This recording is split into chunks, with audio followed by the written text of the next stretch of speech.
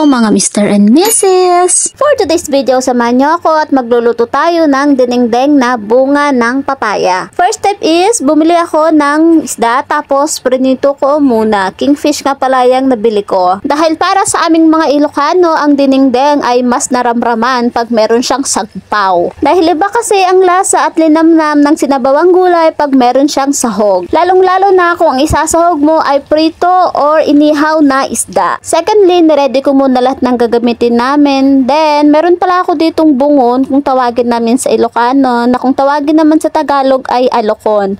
Bigay ito ng isa sa mga kaibigan ko na pinatuyo tapos pinadala dito sa UAE. O diba, totoo yung kasabihan na pag mabait ka or na pag nasingpit ka, mailak-aman ka no dati grasya. Ang unang step sa pagluluto ng dinengdeng ay magpakulo muna tayo ng tubig. Tapos, pag kumulo na yung tubig, ilagay na natin yung bagoong. Pag kumukulo na yung tubig na may bagoong, inilagay na namin yung bunga ng papaya. Yung nabili ko ngang bunga ng papaya ay medyo daridangan na or medyo hinug-hidug na sa loob. Kaya for sure, ang lasa nito ay medyo manamis-namis na. Nung napalambot na nga yung mga papaya, nilagay na namin yung bunga ng alokon or yung bungon kung tawagin sa amin. Hindi ko lang din sure kung bunga ba talaga yan or bulaklak ng alokon. Basta sa pagkakalam ko, kinalakhan ko yung masarap na ihalo sa dinengdeng. Then, sunod na naming ipinaibabaw yung mga prenito naming isda kanina. Sa mga kapwa ko lumaki sa bundok ay apo, lalong-lalo ng mga Ilocano ay for sure, makarelate kayo dito.